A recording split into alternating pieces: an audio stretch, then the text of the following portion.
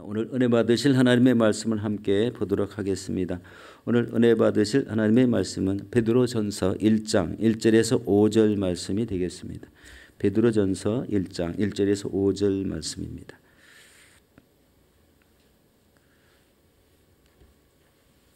자, 우리 성경을 보시고 또 스크린을 보시고 같이 우리 합독하도록 하겠습니다. 예수 그리스도의 사도 베드로는 본도, 갈라디아, 갑바도기아, 아시아와 비두니아에 흩어진 나그네 곧 하나님 아버지의 미리 아심을 따라 성령의 거룩하게 하심으로 순종함과 예수 그리스도의 피뿌림을 얻기 위하여 택하심을 받은 자들에게 편지하노니 은혜와 평강이 너희에게 더욱 많을지어다. 우리 주 예수 그리스도의 아버지 하나님을 찬송하리로다. 그의 많으신 긍휼대로 예수 그리스도를 죽은 자 가운데서 부활하게 하심으로 말미암아 우리를 거듭나게 하사 산 소망이 있게 하시며 썩지 않고 더럽지 않고 쇠하지 아니하는 유업을 있게 하시나니 곧 너희를 위하여 하늘에 간직하신 것이라. 너희는 말세에 나타나기로 예비하신 구원을 얻기 위하여 믿음으로 말미암아 하나님의 능력으로 보호하심을 받았느니라. 아멘. 오늘 저는 이 말씀에 의지해서 우리 산 소망을 주시는 하나님이란 제목으로 은혜를 나누도록 하겠습니다. 여러분, 세상 사람들 중에는요, 우리 마음속에 우리 귀한 소망을 품고 살아가는 사람들이 참 많습니다. 이 소망을 품는다는 것은요, 우리의 삶을 더 진취적으로 만들고 그리고 나갈 방향을 매일 깨닫고 달려나가기 때문에 소망이 없는 사람보다 삶이 적극적입니다.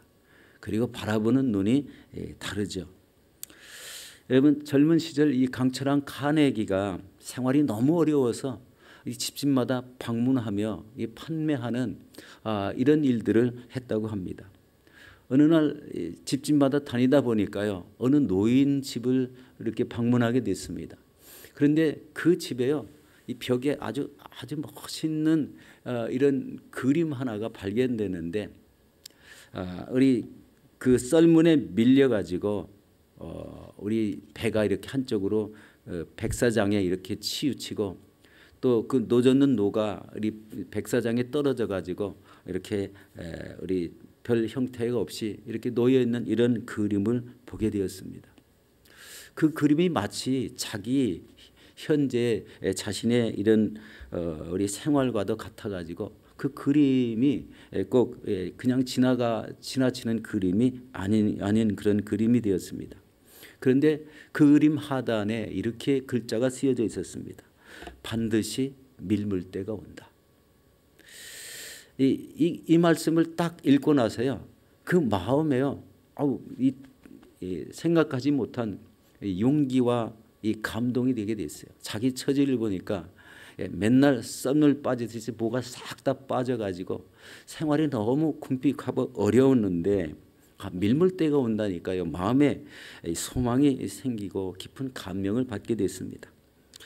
이 방문 판매를 마치고 집에 돌아갔는데요, 그 낡은 배와 함께 우리 밀물때는 반드시 온다라는 이 말이요, 자꾸 생각이 나게 됐습니다. 그래서 그 다음 날 다시 그 노인에게 찾아가서 이렇게 얘기를 했습니다. 어르신, 이제 세상을 떠나시게 될 때에 그 그림을 반드시 저에게 주세요. 제가 그 그림을 꼭 간직하고 싶습니다. 라고 이 간청을 하게 되니까 여러분, 그 노인이 이 젊은이의 모습을 보고 그림을 이렇게 선뜻 내주게 되었습니다. 여러분, 이 그림을 받아가지고요, 자기 조그만 사무실 한가운데 걸어놓고 반드시 밀물때가 온다, 이런 소망의 말을 자기의 일생의 좌우명으로 삼게 됐습니다. 썰물이 있으면 곧 밀물때가 온다. 내리막길이 있으면 반드시 오르막길이 있고 또 밤이 있으면 낮이 있는 법이다. 그러므로 오늘이 썰물같이 황량하다 해도 낙심하지 말자. 곧 밀물때가 오리라. 지금이 내리막길이라고 절망하지 말자. 이런 말을 수없이 해쳤습니다. 세상에서 가장 우리 중요한 일들은 대개 전혀 가망이 없는 것 같이 보여도 끝까지 노력하는 사람에게 이루어진다라는 이런 소망을 갖게 됐습니다. 여러분 그 이후에 카네기는 어떻게 됐을까요? 세계적인 카네기 강철이라는 이런 큰 기업을 일으키게 되었고요. 그리고 말 그대로 강철 왕이 되었습니다. 당시 그의 재산이요 3,720억 달러라고 했답니다. 그 우리나라 돈으로 환산해 보니까요 478조 1,900원, 900억 원, 900원이 아니라 이렇게 어마어마한 그 돈을 세기도 벅찬 이런 어마어마한 부를 거머쥐었다고 합니다. 우리 성경에 보면 이런 말씀이 있죠. 시작은 미약하였으나 나중은 심히 창대케 되리라. 그런데 이게 그냥 되는 게 아니더라고요. 그 마음속에 품은 간직된 이 소망의 말씀, 밀물 때가 반드시 온다.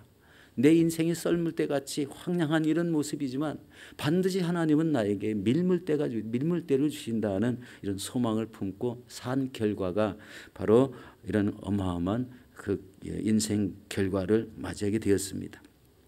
여러분 오늘 본문은요 네로 황제의 박해를 받고서 각 지역으로 흩어진 나그네 같은 성도들에게 우리 고난을 극복하고 용기와 위로와 소망을 주시기 위해서 기록한 이 베드로의 글입니다. 여러분 우리에게 하나님께서 주신 산 소망은 무엇입니까? 여러분 안에 들어있는 산 소망은 무엇을 간직하고 있습니까? 그런 첫 번째로 우리가 예수 그리스도를 믿었을 때 생기는 산 소망이 있습니다. 바로 예수 그리스도의 피뿌림으로 말미암아 제사함을 받고 거듭난 산 소망이 있다는 거예요. 이거는요 인간의 이 수백조 수천억을 주고도 바꿀 수 없는 이 엄청난 일들입니다. 영적인 일이기 때문에요 세상과는 비교가 할 수 없습니다.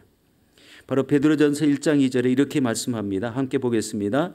곧 하나님 아버지의 미리 아심을 따라 성령의 거룩하게 하심으로 순종함과 예수 그리스도의 핏부림을 얻기 위하여 택하심을 받은 자들에게 편지하노니 은혜와 평강이 너에게 더욱 많을지어다. 이 흩어진 우리 성도들, 흩어진 나그네라고 이렇게 표현을 했습니다.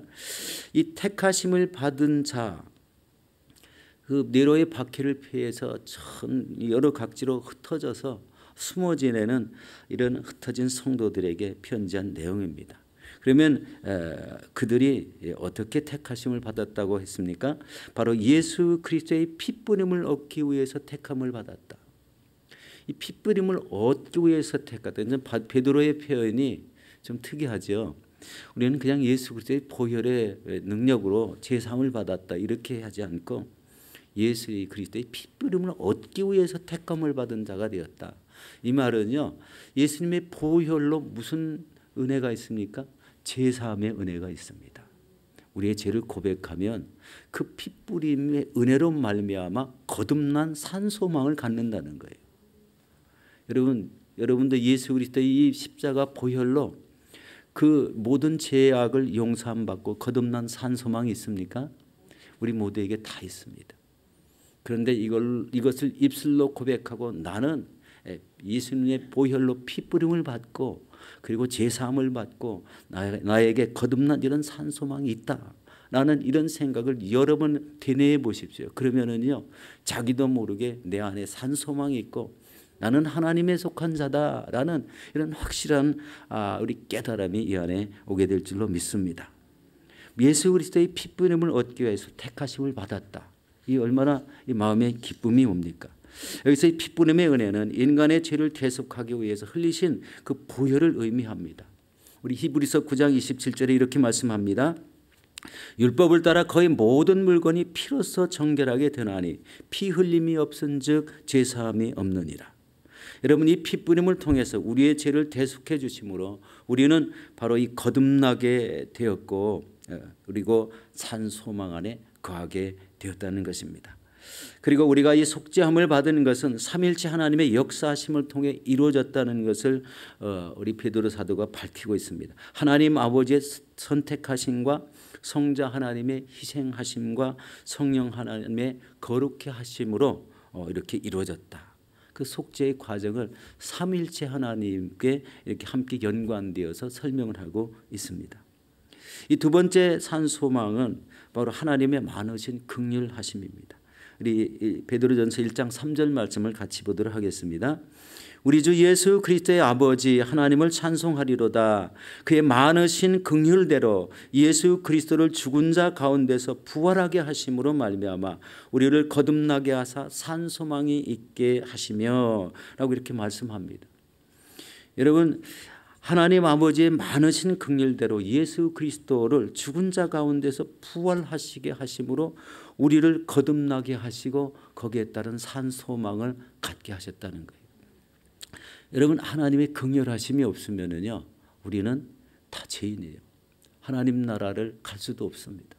하나님의 많으신 긍휼하심, 죄인임에도 불구하고 우리를 택하여 주시고 예수 그리스도를 이 땅에 보내셔서 누구든지 저를 믿는 자는 영생을 얻는 자녀의 그 소망을 주셨다는 겁니다. 여러분, 긍휼이란 뜻이 뭡니까? 죄인을 불쌍히 여기는 은혜. 죄를 지었음에도 불구하고 그 한 영혼에 대해서, 모든 영혼에 대해서 불쌍히 여기는 그런 마음이 너무 충만하기 때문에 우리 입술로 죄를 고백하고 하나님께 나오는 모든 사람들을 이 긍휼히 여기셔서 그 거듭나게 하심으로 산 소망을 갖게 하셨다는 거예요. 이 두 가지 소망이 우리 안에 충만하다면은요, 우리는 늘 하나님과 함께 살아가는 이런 활기찬 모습으로 살 수가 있을 것 같습니다. 이 세상을 바라봐도 나의 소망은 천국에 있기 때문에 이 삶의 믿음의 생기가 다른 사람보다는 남다르게 달라질 거라는 거예요. 우리 믿음의 행동도 달라집니다. 내가 이 교회에 들어오면 무엇을 해야 될까? 어떤 봉사가 나에게 적합할까? 이 삶 속에서 이루어지는 이 하나님의 뜻을 이루기 위해서 나는 어떤 삶을 살아가야 될까? 나에게 하나님이 주시는 비전은 무엇일까? 이런 것을 생각하며 살아갈 때 그 믿음의 삶이 다른 사람과는 구별된다는 겁니다. 그냥 와서 예배를 드리고 가시는 이런 성도들보다 이런 산 소망이 넘치는 이 은혜가 있는 성도는 행하는 그 자체가 다르다는 거예요. 우리가 이 땅에 사는 동안 이 두 가지 산 소망, 이것을 간직하기 위해서 세상에 잘못된 것을 분별하여 물리치는 은혜가 있고 또 끝까지 산 소망을 우리 간직하면서 살아가는 놀라운 은혜가 있다는 것입니다. 여러분, 이 산 소망으로 충만하시기를 예수 이름으로 축원합니다. 여러분, 우리에게 주신 이 거듭남의 산 소망은 영원한 것입니다. 우리 4절에 보니까 이렇게 말씀합니다. 썩지 않고 더럽지 않고 쇠하지 아니하는 유업을 있게 하시나니 곧 너희를 위해서 하늘에 간직하신 것이라. 여기서 하나님 나라에 간직된 유업은 거듭난 자들에게 주시는 이런 선물이라는 거예요. 그리고 그런 이 세상에 어떤 좋은 것보다도 하늘에 간직된 유업은 이 땅에 수백조 수천억을 우리 간직했어도 그것과는 비교할 수가 없다는 거예요. 수백조 수천억을 간직했어도 뭐예요? 우리 이 땅을 떠나가면 그게 자기께 안 됩니다. 이 땅에 있던 것은 이 땅에 있는 걸로 다 끝납니다. 하늘에 가면은요, 그 사람에게 예비된 다른 것이 있어야 되는데 하늘에 예비된 산 소망을 갖지 못하면 오히려 아무것도 믿음 생활로 하지 못해서 우리 하늘에 간직되는 이런 것이 없다면, 산 소망이 없다면 이 땅에 그 수백조 수천억이 뭐가 필요하겠습니까? 하늘나라에 가면 이런 어마어마한 산 소망이 우리를 기다리고 있는데, 우리를 향하신 하나님이 예비하신 기업이 있는데 그것을 누리는 그런 모습이 참된 산 소망이라는 겁니다. 어려움을 겪고 힘든 이런 삶을 살아가도 이런 소망이 뚜렷하다면 우리의 삶은 생기가 넘치게 될 줄로 믿습니다. 여기서 하나님 나라에 간직된 유업은 거듭난 자들에게 주시는 선물이다. 그러나 세상의 모든 좋은 것이라도 어느 시간이 되면 변질되고 썩는다, 이런 말씀입니다. 그러나 이 거듭남으로 인한 소망은 영원히 하늘나라에 간직되어 있기 때문에 이 땅에서 생을 마치고 그리고 하늘나라에 올라가면 그 산 소망의 유업은 영원토록 하나님과 함께 또 택하신 성도님과 함께 천국에서 누리게 된다는 그런 말씀입니다. 여기서 중요한 것은 하나님께서 부르시고 택하신 자녀들에게만 영원한 기업이 보증되어 있다는 것. 곧 너희를 위해 하늘에 간직되었다고 이렇게 말씀합니다. 택하신 자들에게만 간직되었다. 이런 구원받은 자에게 주시는 유업은 이 그리스도인의 그 구원이 완전히 이루어지는 것은 바로 그리스도의 재림 때라고 말씀합니다. 바로 이 재림 때에 온전히 이루어지죠. 예수 그리스도께서 재림하시면 어떤 일이 생기죠? 무덤에 들어갔던 성도들이 부활해서 그 영체가 하늘나라로 올라가는 거예요. 흰옷 입고 우리 공중에서 예수 그리스도를 만나게 되고, 그리고 어린 양 혼인잔치에 참여해서 온전한 이런 구원받은 영혼으로 새롭게 된다는 그런 말씀입니다. 다 아시는 거죠. 그러므로 여러분, 이 땅에 어느 것보다도 많은, 이 땅에서 많은 이런 기업을 갖는 것도 중요한 것 같지만 사실은 영적인 기업이 우리에게는 가장 중요하다. 이러기 위해서 이 땅에 사는 동안 우리가 무엇을 해야 될까요? 이 요동치는 세상의 물결에 휩쓸릴 필요가 없어요. 내 믿음의 주관이 뚜렷하면은 내가 무엇을 해야 될지를 분별할 줄 아는 지혜를 가져야 됩니다.